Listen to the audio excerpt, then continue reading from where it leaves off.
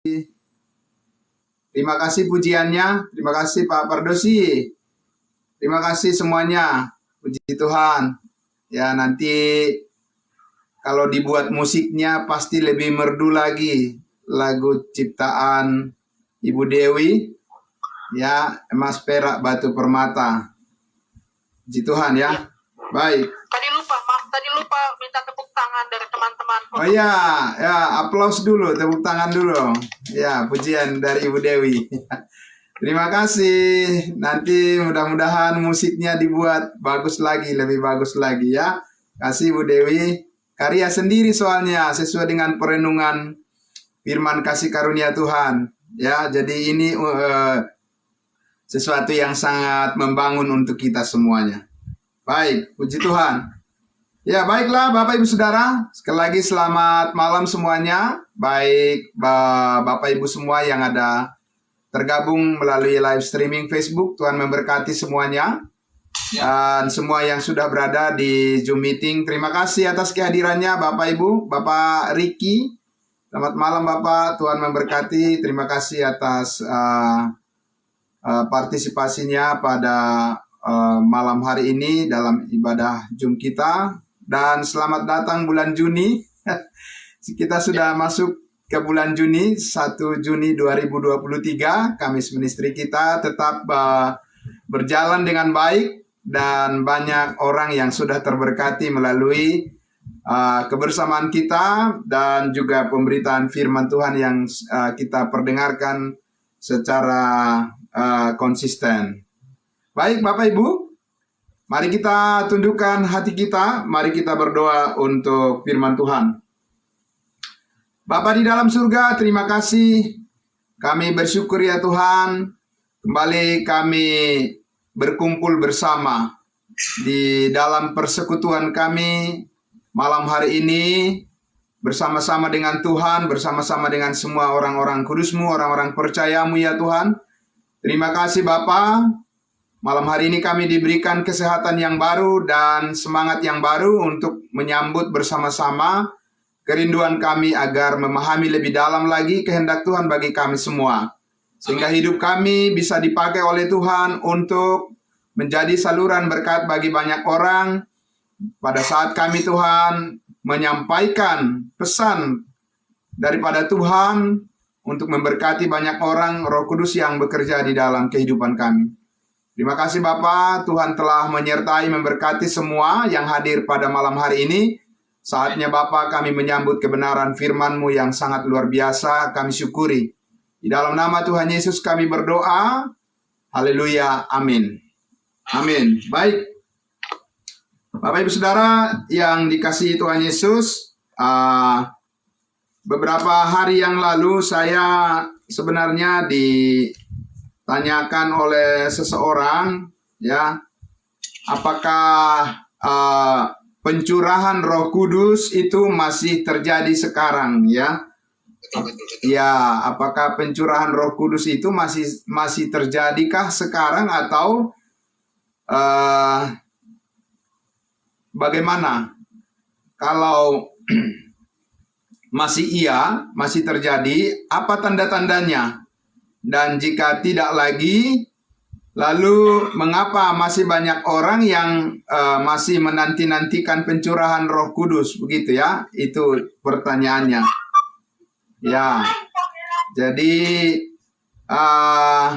malam ini itu yang akan kita sampaikan. Kita akan lihat dari kebenaran firman Tuhan. Nah, ya Bapak Ibu Saudara, di mana sebenarnya kita dapat menemukan di Alkitab ada pencurahan Roh Kudus, begitu ya. Kemudian kepada siapa pencurahan Roh Kudus itu dijanjikan? Nah, itu yang sangat penting. Ya, kepada siapakah pencurahan Roh Kudus itu dijanjikan oleh Allah? Ya. Nah, Bapak Ibu Saudara, yang pertama saya sampaikan adalah bahwa janji pencurahan Roh Kudus itu adalah merupakan program Allah bagi umatnya bangsa Israel. Ya, jadi sebetulnya bukan kepada kita bangsa lain, saat ini sebagai gereja tubuh Kristus, ya. Dan ini sudah dinubuatkan oleh Yesus Kristus kepada bangsa Israel, kepada orang-orang Israel semasa dia melayani di bumi ini firman yang menjadi daging, ya. Baik, kita lihat dulu di dalam Yohanes pasal 7. Mari Bapak Ibu, Yohanes pasal 7. Ya, saya akan menyampaikan prinsip-prinsipnya saja dulu, prinsip dasarnya. Nanti akan berkembang dalam diskusi kita, sesi diskusi kita nanti Bapak Ibu, ya. Ya, mari di dalam Yohanes pasal 7. Ya, Yohanes pasal 7. Kita akan membaca dari ayatnya yang ke-37 sampai ayatnya yang ke-39, ya. Yohanes pasal 7 ayat 37 sampai 39. Tapi nanti akan kita perhatikan adalah di ayatnya yang ke-39. Demikian firman Tuhan. Dan pada hari terakhir, yaitu pada puncak perayaan itu, Yesus berdiri dan berseru, "Barang siapa haus, baiklah ia datang kepadaku dan minum. Barang siapa percaya kepadaku, seperti yang dikatakan oleh kitab suci, dari dalam hatinya akan mengalir aliran-aliran air hidup."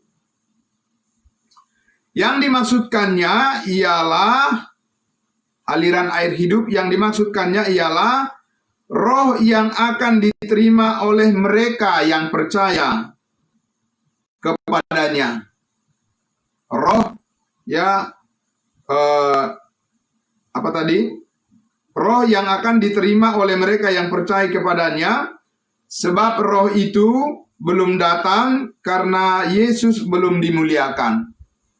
Roh Kudus, ya, Allah pribadi ketiga daripada Allah Tritunggal, ya, itu dikatakan pada saat Yesus mengajar murid-muridnya, orang-orang yang percaya kepadanya, ya, dikatakan pada saat itu Roh Kudus belum datang, Roh Kudus belum turun, gitu, ya, Bapak Ibu, ya. Oke, karena apa? Karena Yesus belum dimuliakan. Jadi berarti sebelum Yesus dipermuliakan, naik ke surga, berarti Roh Kudus ini belum ada pada murid-muridnya. Padahal murid-muridnya sudah percaya, kan? Ya, murid-murid Yesus pada saat itu adalah orang beriman, orang yang percaya. Tetapi mereka belum menerima Roh Kudus. Ya, mereka belum menerima Roh Kudus. Oke, baik. Kita lihat lagi di pasal 14, masih kitab Yohanes. Pasal 14, ya. Pasal 14 kita akan membaca di ayatnya yang kita lihat di ayatnya yang ke-26. Tapi saya akan membaca mulai dari ayatnya yang ke-24, ya. Mulai dari ayat 24. Yohanes 14. Ya, Yohanes 14 ayatnya yang ke-26. Saya baca dari ayat 24. Sudah Bapak Ibu? Barang siapa tidak mengasihi aku, Yesus, ia tidak menuruti firman-Ku. Dan firman yang kamu dengar itu bukanlah daripadaku, melainkan dari Bapa yang mengutus aku. Semuanya itu kukatakan kepadamu selagi aku berada bersama-sama dengan kamu. 26. Tetapi penghibur, yaitu Roh Kudus, yang akan diutus oleh Bapa dalam namaku, dialah yang akan mengajarkan segala sesuatu kepadamu dan akan mengingatkan kamu akan semua yang telah kukatakan kepadamu.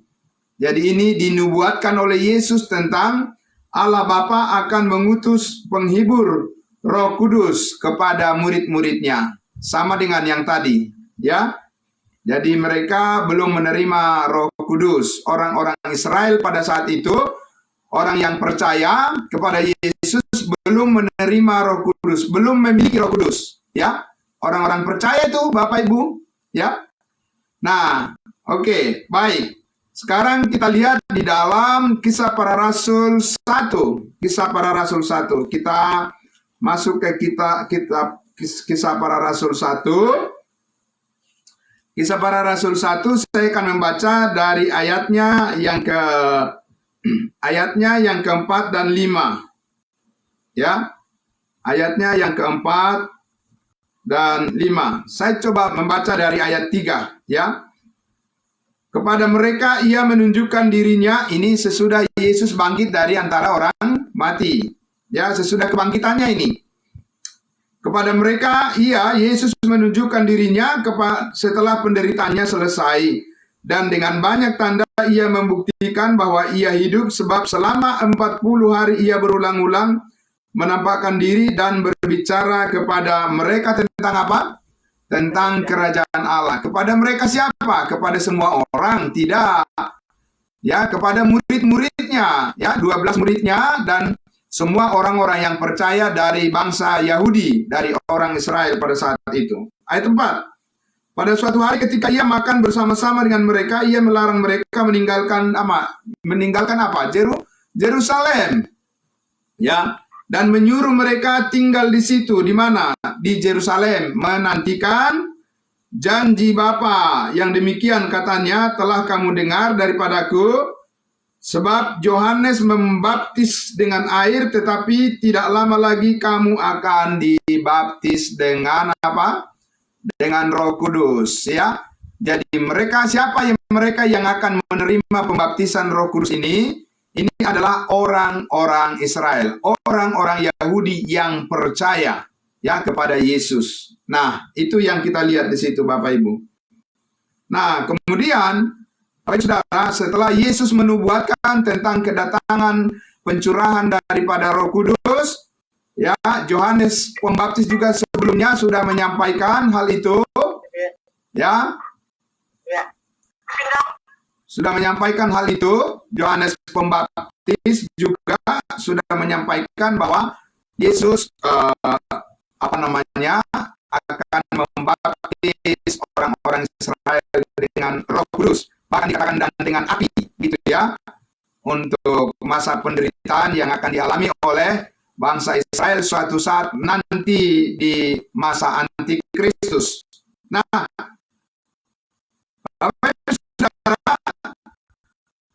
jadi Yesus menjanjikan akan turunnya Tuhan Roh Kudus atas orang-orang Israel. Dan itu diberikan untuk apa tujuannya, Bapak Ibu? Roh Kudus itu dicurahkan untuk apa? Kita lihat di ayat 8, masih Kisah Para Rasul 1 ini. Kisah Para Rasul 1 ayat 8, tapi saya akan membaca dari ayat 6. Maka bertanyalah mereka yang berkumpul di situ. Siapa yang berkumpul di situ? Orang-orang Israel, orang-orang percaya, ya, dari orang Israel. Tuhan, maukah engkau pada masa ini memulihkan kerajaan bagi siapa? Bagi Israel. Jawab Yesus, engkau tidak perlu mengetahui masa dan waktu yang ditetapkan Bapa sendiri menurut kuasanya. Ayat 8. Tetapi kamu akan menerima kuasa kalau Roh Kudus turun ke atas kamu, dan kamu akan menjadi apa? Menjadi saksiku, menjadi saksi Yesus. Mereka akan menjadi saksi Allah, saksi Yesus Kristus, saksinya Yesus Kristus. Di mana? Di Jakarta? Apa di Medan? Apa di mana? Apa di Ambon? Apa di mana nih? Menjadi saksinya, saksi Yesus mereka. Ya, di Yerusalem dan di seluruh Judea dan Samaria, dan barulah sampai ke ujung bumi. Jadi pencurahan Roh Kudus itu akan terjadi di mana, Bapak Ibu? Pencurahan Roh Kudus itu, pencurahan Roh Kudus itu ada di Yerusalem terjadinya, bukan di kota-kota di bangsa-bangsa lain, di Indonesia, di Amerika, di mana lagi? Di Australia? Tidak. Ya, janji Tuhan tentang pencurahan Roh Kudus itu adalah di wilayah, ya, tanah perjanjian, yaitu di tanah Kanaan, di Yerusalem, ya, Bapak Ibu, ya. Dan itu yang kita lihat di dalam Alkitab, dikatakan oleh penulis kitab Kisah Para Rasul Lukas. Ya. Nah, Bapak Ibu Saudara yang dikasihi Tuhan Yesus, jadi kita lihat di sini bahwa ketika Yesus memberitakan Injil Kerajaan kepada bangsa Israel, maka berkaitan dengan kehadiran, kedatangan daripada Roh Kudus, itu adalah sifatnya apa? Pencurahan.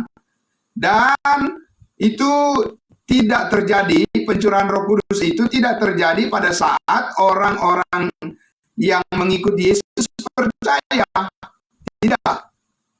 Lihat Bapak Ibu ya. Kan tadi orang-orang yang percaya itu sudah mengikuti Yesus, tapi mereka masih belum menerima Roh Kudus kan? Mereka masih menantikan pencurahan itu. Jadi bedakan dengan jelas. Mari kita bedakan dengan sangat jelas apa yang dikatakan oleh Alkitab, supaya nanti bisa kita bandingkan di zaman kasih karunia ini. Orang percaya bukan menanti-nantikan pencurahan Roh Kudus, tidak. Ya, tapi orang percaya itu langsung dimeteraikan dengan Roh Kudus. Ya, Bapak Ibu ya, bedakan. Nah, jadi kita lihat di situ bahwa ya di dalam Kisah Para Rasul 2, coba kita lihat ya. Kisah Para Rasul 2, disinilah Petrus menyatakan bahwa pencurahan Roh Kudus ini adalah bagian daripada penggenapan nubuat Allah, nubuat Alkitab, nubuat firman Tuhan terhadap apa yang dilakukan oleh Tuhan Allah bagi umatnya Israel. Ya, dan itu kita baca di Kisah Para Rasul 2. Nah, inilah yang terjadi ketika pencurahan Roh Kudus itu ya menjadi nyata kepada orang Israel. Nanti akan kita lihat Bapak Ibu dengan baik, apakah itu yang terjadi sekarang ini atau itu adalah terjadi harus berada di posisi di mana Allah sedang menjalankan program kerajaannya bagi Israel di Yerusalem sana. Ya, bukan di bangsa-bangsa lain. Kita lihat ya Bapak Ibu ya. Nah, dari ayat 1 pasal 2. Kisah Para Rasul 2. Ketika tiba hari Pentakosta, semua orang percaya berkumpul di satu tempat. Tiba-tiba turunlah dari langit suatu bunyi seperti tiupan angin keras yang memenuhi seluruh rumah di mana mereka duduk. Kan tadi sudah diminta oleh Tuhan, diminta oleh Tuhan Yesus supaya mereka berkumpul di satu tempat menantikan pencurahan daripada Roh Kudus. Nah, ini kejadiannya. Ya. Ayat 3. Dan tampaklah kepada mereka lidah-lidah seperti nyala api yang bertebaran hingga pada mereka masing-masing. Maka penuhlah mereka dengan Roh Kudus. Penuhlah murid-murid itu, Petrus, Yohanes, Yakobus, dan yang lain, penuhlah mereka dengan Roh Kudus. Ya, dan dikatakan di situ, lalu mereka mulai apa? Mulai berkata-kata dalam bahasa-bahasa lain, dalam bahasa lidah, bahasa roh, begitu ya. Seperti yang diberikan oleh roh itu kepada mereka untuk mengatakannya. Bapak Ibu Saudara, ketika saudara penuh dengan Roh Kudus, ketika orang percaya saat ini penuh dengan Roh Kudus, apakah harus terjadi seperti ini? Ya, apakah harus terjadi berkata-kata dalam bahasa-bahasa lidah? Apa Bapak Ibu Saudara mengalaminya? Nah, ini yang sangat penting kita perhatikan ya, Bapak Ibu Saudara. Ya. Nah, itu ada perbedaan. Ya, ada perbedaan. Bagaimana orang Israel menerima Roh Kudus dan bagaimana kita bangsa lain sebagai tubuh Kristus menerima Roh Kudus. Kita lihat di ayat 5. Waktu itu di Yerusalem diam orang-orang Yahudi yang saleh dari segala bangsa di bawah kolong langit. Betul. Orang-orang Yahudi dari segala bangsa ada di sana. Ya, orang-orang Yahudi, catat ya Bapak Ibu Saudara ya. Orang-orang Yahudi, orang-orang Israel dari semua bangsa datang ke Yerusalem untuk merayakan hari raya Pentakosta. Ya. Nah, ayat 6. Ketika turun bunyi itu berkerumunlah orang banyak, mereka bingung karena mereka masing-masing mendengar rasul-rasul itu berkata-kata dalam bahasa mereka sendiri. Mereka semua tercengang-cengang dan heran lalu berkata, bukankah mereka semua yang berkata-kata itu adalah orang Galilea, orang Israel, ya, orang Yahudi? Gitu ya. Nah, ayat 8, bagaimana mungkin kita masing-masing mendengar mereka berkata-kata dalam bahasa kita sendiri, yaitu bahasa yang kita pakai di negeri asal kita. Orang-orang Yahudi yang tersebar di berbagai negara, ya, di negara mana saja mereka, orang Yahudi ini, sehingga mereka mengetahui bahasa setempat, begitu ya. Tetapi rasul-rasul yang dipenuhi oleh Roh Kudus itu bisa langsung tiba-tiba berbicara seperti bahasa-bahasa di tempat tinggal mereka, ya. Yaitu dikatakan di ayat 9, kita orang Partia, Media, Elam, penduduk Mesopotamia, Judea dan Kapadokia, Pontus dan Asia, Frigia dan Pamfilia, Mesir dan daerah-daerah Libya yang berdekatan dengan Kirene, pendatang-pendatang dari Roma, baik orang Yahudi maupun penganut agama Yahudi, orang Kreta dan orang Arab. Kita mendengar mereka berkata-kata dalam bahasa kita sendiri tentang perbuatan-perbuatan besar yang dilakukan Allah. Mereka tercengang-cengang semuanya dan sangat termangu-mangu sambil berkata seorang kepada yang lain, apakah artinya ini semua? Ya. Jadi Bapak Ibu Saudara, kita lihat di situ, ketika Roh Kudus dicurahkan, itu terjadilah di mana orang-orang percaya di Yerusalem bisa berbahasa-bahasa yang tidak mereka pelajari, ya, bahasa-bahasa di bangsa-bangsa lain itu langsung secara otomatis mereka mampu untuk menyatakan perbuatan-perbuatan yang dilakukan oleh Allah tentang kerajaannya kepada bagi orang-orang Israel, ya. Nah, Bapak Ibu Saudara, jadi jelas sekali kita lihat di situ bahwa fenomena daripada turunnya Roh Kudus itu adalah dikatakan bahwa tiba-tiba ada satu kemampuan untuk bisa berbahasa yang tidak dipelajari oleh orang-orang yang percaya pada saat itu, ya. Apa itu yang terjadi pada Bapak Ibu Saudara ketika percaya? Langsung tahu misalnya bahasa Inggris, langsung tahu misalnya bahasa Rusia, ya, tahu bahasa Arab gitu. Siapa yang pernah mengalami itu di sini? Ya, Bapak Ibu Saudara, tidak ada kan? Nah, berarti ini adalah hal yang berbeda karena itu adalah merupakan janji Tuhan, ya, yang dinubuatkan melalui nabi perjanjian lama. Dalam hal ini Nabi Joel. Mari kita lihat di dalam khotbah Petrus, ya. Kemudian setelah pencurahan Roh Kudus itu terjadi, kemudian Petrus berkhotbah kepada mereka. Ya, kita lihat di ayatnya yang ke-14. Kisah Para Rasul 2. Maka bangkitlah Petrus berdiri dengan ke-11 rasul itu, dan dengan suara nyaring ia berkata kepada mereka, ya, dikatakan, hai kamu orang Yahudi dan kamu semua yang tinggal di Yerusalem, ketahuilah dan camkanlah perkataan ini. Jadi lihat ke-11, ke-12 rasul itu, ya, mereka berdiri semua dan Petrus menyatakan tidak ada Paulus di sana. Amin. Rasul Paulus tidak ada di sana, belum ada di sana, ya. Nah, kemudian Petrus mengatakan di situ ayat 15, orang-orang ini tidak mabuk seperti yang kamu sangka karena hari baru pukul 9. Tetapi, nah ini dia, ya. Tetapi itulah apa itu? Apa itu? Kejadian itu, pencurahan Roh Kudus itulah yang difirmankan Allah dengan perantaraan Nabi Joel. Amin. Jadi jelas sekali Bapak Ibu Saudara bahwa pencurahan Roh Kudus itu adalah program Allah berdasarkan nubuatan bagi bangsa Israel. Kita tahu bagi bangsa lain, bagi kita saat ini, program Allah adalah program rahasia yang dibukakan melalui Rasul Paulus, ya, bukan melalui nubuatan Bapak Ibu.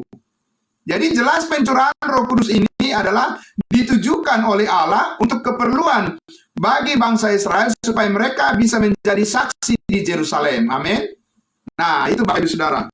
Nah, jadi Petrus mengatakan di sini, itulah yang difirmankan Tuhan melalui Nabi Joel. Apa itu? Di ayat 17, akan terjadi pada hari-hari terakhir. Demikian firman Allah, bahwa aku akan mencurahkan rohku ke atas semua manusia, maka anak-anakmu laki-laki dan perempuan akan bernubuat, dan teruna-terunamu akan mendapat penglihatan-penglihatan, dan orang-orangmu yang tua akan mendapat mimpi.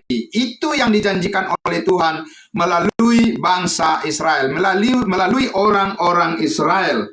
Ya, bahwa Tuhan mencurahkan rohnya atas mereka dan bahkan atas semua orang yang terhubung dengan orang Israel tentunya. Yang terhubung dengan program Allah bagi bangsa Israel, itu semua akan mengalami pencurahan daripada Roh Kudus.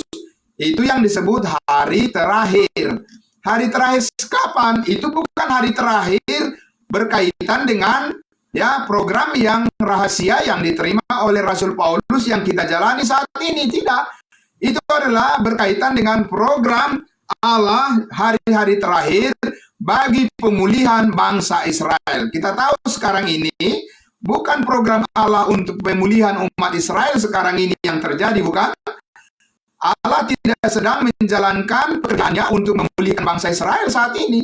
Tapi Allah saat ini sedang menjalankan pekerjaannya untuk menyelamatkan semua orang tanpa perbedaan, hanya melalui iman kepada kasih karunia Allah, dan setiap orang yang percaya dimeteraikan dengan Roh Kudus dan dibaptiskan ke dalam tubuh Kristus. Itu sekarang program yang dikerjakan oleh Allah saat ini.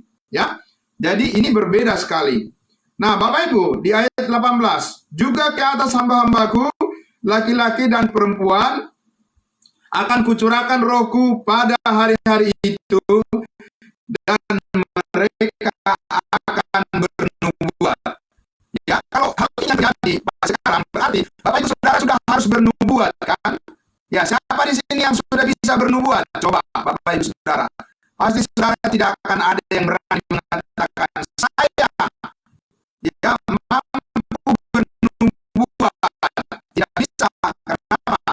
Saudara harus masuk di dalam program Israel. Ya, kalau tidak berarti bernubuat palsu. Ya kan? Itu adalah nubuat yang tidak benar, nubuat yang keliru. Ya, nah, tapi kalau Allah sedang menjalankan programnya bagi bangsa Israel, Roh Kudus akan mengaruniakan kepada orang-orang percaya, orang Israel, mampu mereka bernubuat tentang kerajaan sorga, tentang kerajaan Allah, tentang hal-hal yang ajaib, mujizat-mujizat yang terjadi ya di tengah-tengah umatnya, umat pilihannya. Kita lihat di ayat 19. Dan aku akan mengadakan apa? Mujizat-mujizat di atas langit, dan tanda-tanda di bawah bumi, darah dan api dan gumpalan-gumpalan asap. Matahari akan berubah menjadi gelap gulita, dan bulan menjadi darah sebelum datang hari Tuhan, hari yang besar itu. Berarti Bapak Ibu Saudara, pemenuhan daripada nubuat Joel, ya, di mana di situ dikatakan matahari gelap gulita, kemudian bulan menjadi darah dan seterusnya. Ya, itu nanti sepenuhnya akan digenapi menjelang hari kedatangan Tuhan Yesus yang kedua kali. Kepada siapa? Kepada bangsa Israel. Ya, saudara dan saya tahu bahwa kita diberikan pengharapan yang jauh lebih baik, yaitu di mana kita tidak akan ditetapkan untuk mengalami masa sengsara, tetapi kita akan diangkat di awan-awan. Amin. Sebelum hari masa sengsara tiba, Tuhan sudah terlebih dahulu datang di awan-awan. Kita menantikan kedatangan Yesus yang rahasia. Bapak Ibu Saudara, kita lihat di ayatnya yang ke-21. Ya, ayat 22. Hai orang-orang Israel. Saudara orang Israel? Saya tidak. Kita semua bukan orang Israel. Tapi di sini Petrus jelas menunjukkan, Petrus jelas memaksudkan bahwa pemberitaan tentang pencurahan Roh Kudus itu adalah, dia katakan apa? Hai orang-orang Israel, dengarlah perkataan ini. Yang aku maksudkan ialah Yesus dari Nazaret, seorang yang telah ditentukan Allah dan yang dinyatakan kepadamu dengan kekuatan-kekuatan dan mujizat-mujizat dan tanda-tanda yang dilakukan oleh Allah dengan perantaraan dia di tengah-tengah kamu, seperti yang telah kamu tahu. Dia yang diserahkan Allah menurut maksud dan rencananya telah kamu salibkan dan kamu bunuh oleh tangan bangsa-bangsa durhaka atau oleh tangan-tangan orang durhaka. Ya, begitu Bapak Ibu. Nah, jadi kita lihat di situ bahwa dikatakan orang Israel, Petrus mengatakan bahwa supaya kamu mengetahui bahwa Yesus dari Nazaret itu yang telah mengadakan tanda-tanda mukjizat, tetapi telah kamu salibkan. Ya, padahal rencana Tuhan bagi kamu adalah supaya kamu menerimanya, agar melalui pencurahan Roh Kudus itu, maka kerajaan surga bagi bangsa Israel dipulihkan kembali kalau mereka menerima kesaksian daripada Roh Kudus. Pertanyaannya, apakah orang Israel menerima kesaksian Roh Kudus, Bapak Ibu Saudara? Tidak. Mereka menolak kesaksian Roh Kudus dengan menyalibkan, dengan membunuh atau merajam sampai mati, yaitu orang nabi yang dipenuhi oleh Roh Kudus, yaitu yang bernama siapa? Stefanus. Ya. Nah, Bapak Ibu Saudara yang dikasihi Tuhan Yesus, karena itulah kita lihat di situ bahwa sekali lagi program pencurahan Roh Kudus itu direncanakan, itu diprogramkan oleh Allah adalah untuk memberkati orang Israel di Yerusalem supaya mereka mampu menjadi saksi memberitakan Injil Kerajaan Sorga bagi bangsa Israel dan bagi semua umat manusia melalui orang-orang Yahudi yang diselamatkan. Apakah itu yang terjadi sekarang, Bapak Ibu Saudara? Tidak. Ya, saudara yang dikasihi Tuhan Yesus, saat ini ya pemberitaan Injil kasih karunia Allah disampaikan tanpa perbedaan, tidak melalui Israel, tidak melalui Yerusalem, Bapak Ibu Saudara. Nah, karena itu, saudara yang dikasihi Tuhan Yesus, janji Allah, hal yang kedua ini yang perlu Bapak Ibu pahami, ya, setelah yang pertama tadi, janji Allah tentang Roh Kudus yang memenuhi setiap orang percaya saat ini di zaman kasih karunia ini bukanlah janji pencurahan Roh Kudus. Ulang sekali lagi, janji Allah, ya, janji Allah tentang Roh Kudus untuk memenuhi kehidupan daripada orang percaya saat ini bukanlah janji pencurahan Roh Kudus, tidak, tetapi janji pemeteraian Roh Kudus. Amin. Pemeteraian Roh Kudus, bukan pencurahan Roh Kudus. Ya, dari mana gitu kita tahu, Bapak Ibu Saudara? Ya, mari kita lihat di dalam 2 Korintus pasal 1. 2 Korintus pasal 1, mari. 2 Korintus pasal 1, ya. 2 Korintus pasal 1. Mari Bapak Ibu, kita akan membaca dari ayatnya yang ke 2 Korintus pasal 1. Saya akan membacakan untuk kita dari ayatnya yang ke-21 dan 22. Ya. Sudah Bapak Ibu? 2 Korintus pasal 1 ayat 21 dan 22. Ya, begini janji tentang Roh Kudus yang disampaikan melalui Rasul Paulus kepada kita bangsa-bangsa lain, yaitu tubuh Kristus saat ini. Seperti ini dikatakan ayat 21. Sebab Dia Allah yang telah meneguhkan kami bersama-sama dengan kamu di dalam Kristus adalah Allah yang telah mengurapi, memeteraikan tanda miliknya atas kita dan yang memberikan Roh Kudus di dalam hati kita sebagai jaminan dari semua yang telah disediakan untuk kita. Amin. Jadi meterai Roh Kudus, bukan pencurahan Roh Kudus. Kalau pencurahan Roh Kudus itu Bapak Ibu Saudara, itu berkali-kali dilakukan. Betul ya Bapak Ibu ya, berkali-kali dilakukan. Kalau pemeteraian Roh Kudus itu hanya satu kali. Ya, dan itu bersifat permanen, ya. Dan itu bersifat konstan, bukan berkali-kali Bapak Ibu Saudara. Pencurahan Roh Kuduslah yang berkali-kali disampaikan, ya. Nah, dan itu bagi bangsa Israel dilakukan oleh Allah. Nah, kita lihat lagi Efesus Efesus pasal 1 ayatnya yang ke-13 yang sudah sangat familiar dalam di pendengaran kita, ya Bapak Ibu Saudara. Karena ini sudah sangat sering sekali kita dengar dan kita baca, dan kita akan baca lagi Bapak Ibu Saudara, yaitu Efesus pasal 1 ayatnya yang ke-13. Demikian dikatakan, ya. Di dalam Dia, di dalam Yesus kamu juga, karena kamu telah mendengar firman kebenaran, yaitu Injil keselamatanmu, di dalam Dia, di dalam Yesus kamu juga, ketika kamu percaya, dimeteraikan dengan Roh Kudus yang dijanjikannya itu. Dimeteraikan, bukan dicurahkan, amin. Dimeteraikan, Bapak Ibu Saudara. Bapak Ibu Saudara tentu sudah tahu meterai, ya. Tidak mungkin Bapak Ibu mengganti berkali-kali meterai di dalam satu perjanjian, kan? Kalau ada satu perjanjian atau ada surat pernyataan, apa meterainya diganti-ganti gitu, ya.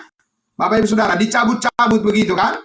Tidak berkali-kali ditempelkan begitu, disatukan, tidak. Tapi ini adalah meterai yang terjadi sekali untuk selama-lamanya, secara permanen. Itu Roh Kudus yang kita terima. Ayat 14. Dan Roh Kudus itu adalah apa? Jaminan. Jadi ada jaminan yang permanen. Keselamatan kita, Bapak Ibu Saudara, kenapa keselamatan kita tidak ada yang bisa menghilangkan? Saya bertanya pada Bapak Ibu Saudara, ya, kita renungkan sedikit. Kenapa keselamatan kita itu tidak ada yang bisa menghilangkan? Karena apa? Karena ada Roh Kudus yang menjaminnya. Amin. Dan tidak ada yang lebih kuat daripada Roh Kudus, Bapak Ibu Saudara. Jadi kalau misalnya kita percaya dengan pencurahan Roh Kudus, ya berarti kita juga akan mempercayai bahwa keselamatan kita itu bisa dihilangkan suatu saat. Jadi ini kalau, sekali lagi, kalau tidak dipahami program Allah tentang rahasianya yang dibukakan melalui Rasul Paulus saat ini, maka iman kita kepada firman Allah itu akan goyah, akan bimbang, Bapak Ibu Saudara. Tentang keselamatan bimbang, tentang Roh Kudus bimbang, ya, tentang pemeliharaan Tuhan juga bimbang, dan semuanya jadi bimbang. Bagaimana kita bisa menjalani kehidupan iman kita kalau kita memiliki dasar iman yang goyah gitu, Bapak Ibu Saudara, ya? Tapi Bapak Ibu Saudara, coba kita lihat satu lagi di Efesus pasal 4 ayatnya yang ke-30, ya. Lagi kita lihat di Efesus 4 ayatnya yang ke-30. Efesus pasal 4 ayatnya yang ke-30. Dikatakan di situ, ya, dan janganlah kamu mendukakan Roh Kudus. Ya, bukan menghujat Roh Kudus, mendukakan Roh Kudus. Lain menghujat Roh Kudus, lain mendukakan Roh Kudus. Ya, menghujat Roh Kudus itu berarti tidak menerima Roh Kudus. Sementara kita ini sudah menerima Roh Kudus, bahkan tubuh kita adalah baik daripada Roh Kudus. Tapi dikatakan di sini, jangan kamu mendukakannya. Ya, jangan membuat sedih hati Tuhan. Jangan melawan kehendak Tuhan, ya. Karena apa? Dikatakan, jangan kamu mendukakan Roh Kudus yang telah memeteraikan kamu menjelang hari penyelamatan. Jadi Roh Kudus dimeteraikan, ya. Di 2 Korintus 1 dikatakan Roh Kudus dimeteraikan, Efesus 1 dikatakan Roh Kudus dimeteraikan, pasal 4 Efesus 4 dikatakan Roh Kudus dimeteraikan, dan semuanya itu adalah kata-kata yang disampaikan oleh Rasul Paulus, firman yang diterimanya dari Tuhan Yesus yang sudah naik ke surga. Amin. Yang menjadi kepala tubuh, dan kita adalah anggota tubuhnya yang permanen. Permanen sekali untuk selama-lamanya. Amin. Maka dari itulah kita, Bapak Ibu Saudara, sangat bersyukur kepada Tuhan. Kita bisa mengerti sekarang ini bahwa kita telah diberikan satu pemeliharaan yang sempurna oleh kasih karunia Allah. Dan Bapak Ibu Saudara, ini adalah suatu berkat yang terbesar yang kita peroleh dari Tuhan Yesus dan diberikan secara apa? Secara cuma-cuma. Amin. Ya. Bapak Ibu Saudara, kalau orang Israel menerima Roh Kudus, mereka tidak menerima secara cuma-cuma. Karena apa?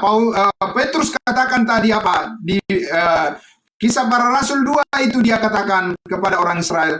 Bapak Ibu Saudara, dia katakan apa? Karena itu bertobatlah. Bapak Ibu Saudara, bertobat itu apa? Bagi bangsa Israel, bertobat itu adalah suatu perbuatan. Ya, itu adalah merupakan suatu aksi di mana Tuhan meminta mereka mengakui dosa-dosa mereka supaya mereka dapat pengampunan.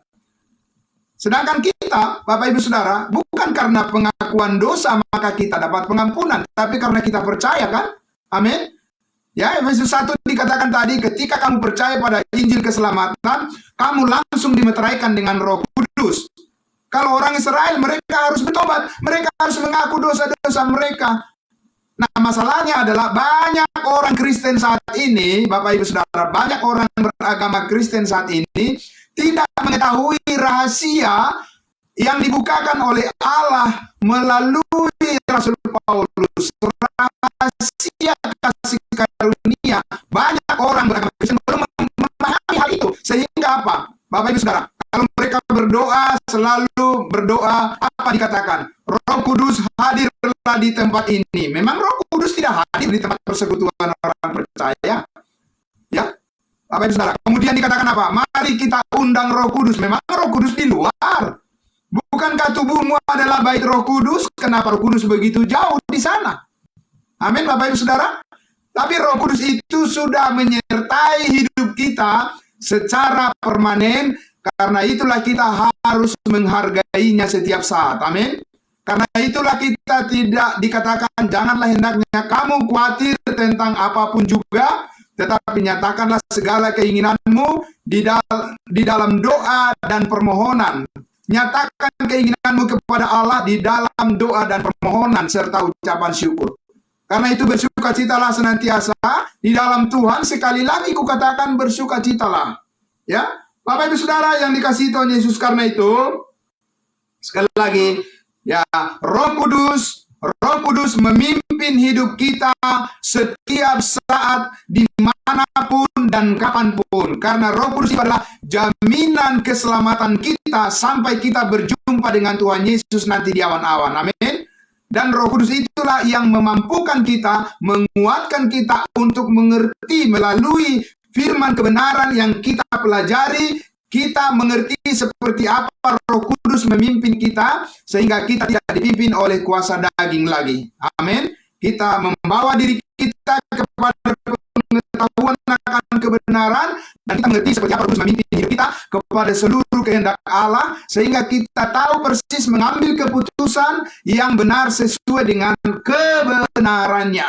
Bapak Ibu Saudara, itu adalah kehendak daripada Roh Kudus bagi kita saat ini. Jadi jangan takut, jangan khawatir, karena kita sudah dimeteraikan dengan Roh Kudus dan kita sudah dipenuhi dengan Roh Kudus. Maka kita harus terus menyadari keberadaan kita di dalam Tuhan Yesus yang permanen ini, sehingga kita bisa melayani Tuhan Yesus dengan semaksimal mungkin, tapi bukan karena kekuatan kita, tapi karena Roh Kudus yang bekerja di dalam kehidupan kita. Kiranya Bapak Ibu Saudara, firman Tuhan ini mendorong kita semua menyaksikan kebenaran kepada semua orang tanpa rasa takut dan getar, karena Allah menghendaki semua orang diselamatkan dan memperoleh pengetahuan akan kebenaran. Tuhan Yesus memberkati, dan sebentar kita akan lebih banyak lagi berdiskusi, akan lebih berkembang lagi diskusi kita, Bapak Ibu Saudara. Untuk sementara saya tutup dulu di dalam doa. Mari kita berdoa. Bapa di dalam surga, terima kasih untuk firman-Mu ya Bapa. Engkau telah memeteraikan pribadi Roh Kudus secara utuh di dalam kehidupan kami, dalam diri kami sebagai orang percaya-Mu. Dan itu tidak kurang sesuatu apapun, tapi sepenuh-penuhnya Engkau telah memenuhi kami dengan pribadi-Mu yang utuh sebagai Tuhan dan Juru Selamat kami, Yesus Kristus, yang telah memeteraikan kami dengan Roh Kudus. Dan kami percaya Roh Kudus itu adalah jaminan sukacita kami dan kegembiraan kami dan juga kebahagiaan kami sampai selama-lamanya. Terima kasih Tuhan, Roh Kuduslah yang memampukan kami untuk menjauhkan pikiran kami dari dosa. Roh Kuduslah yang memampukan kami untuk bisa hidup mengasihi semua orang. Roh Kuduslah yang memampukan kami untuk mengerti firman kebenaran-Mu. Dan Roh Kuduslah yang membimbing pikiran kami supaya kami menjadi serupa dengan Kristus dan bukan serupa dengan dunia ini. Dan Roh Kuduslah yang memberikan hikmat bagi kami untuk mengerti bagaimana rencana-Mu yang begitu indah dalam kehidupan kami. Terima kasih Bapa di dalam surga. Terima kasih atas kebenaran firman-Mu. Diberkati semua yang telah mendengarkan kebenaran-Mu. Dan semua kami memuji-muji dan lebih lagi bergairah untuk melayani Tuhan dengan karunia yang Tuhan berikan bagi kami. Oleh Roh Kudus kami dipimpin memuliakan-Mu untuk selama-lamanya. Dalam nama Tuhan Yesus kami berdoa dan bersyukur. Haleluya. Amin. Oke, terima kasih. Salam kudus buat semuanya. Tuhan memberkati baik yang ada